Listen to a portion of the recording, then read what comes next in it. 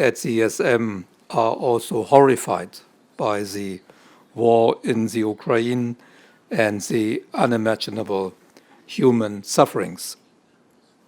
The situation is extraordinarily uncertain. This is also true regarding the impact of the war on the European economy.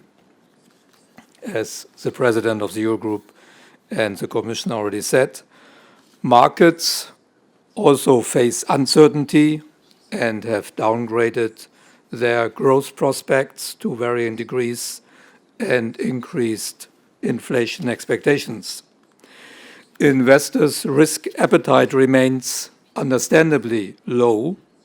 Liquidity is scarce and volatility high.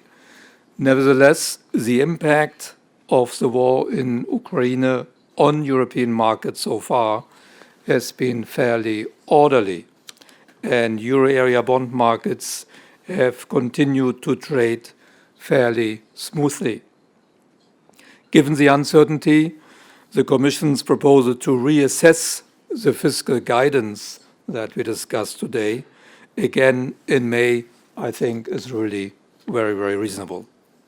On the Greek enhanced surveillance report, I agree with what you already heard, the positive assessment in the report of developments in the Greek economy on continued reform implementation, even under these challenging circumstances. But of course, reforms must continue. Not everything has been implemented that was agreed some time ago, and therefore it is good to look at this again in May when we have the 14th enhanced surveillance report. As Greece's biggest creditor, the ESM naturally has a special relationship with the country as a long-term partner with a joint interest in its economic success. Finally, a word on banking union. I think it's clear from the perspective of all European and even international institutions that the economic case for banking union and capital market union has always been strong, because with complete banking and capital market union, one can promote potential growth. It would reduce fragmentation in the euro area through more risk sharing.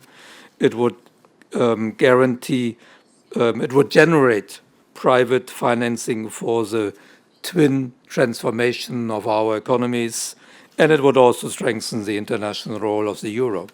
All that has already been clear for some time, but with the events that we are going through now, after first 2 years of the pandemic and now with the war in Ukraine, I think the case for banking union and capital market union is reinforced, because it would really strengthen the resilience of the banking sector in Europe and reduce the vulnerability of the euro area.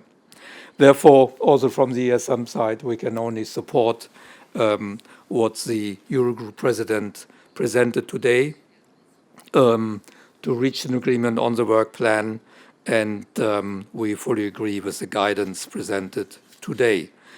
Just a final word, and I repeat myself, but I think it's worth saying that the next step towards completing banking union is really the finalization of the ESM treaty ratification, because that would provide the backstop to the Single Resolution Fund, and that is the next important element towards banking union. Thank you.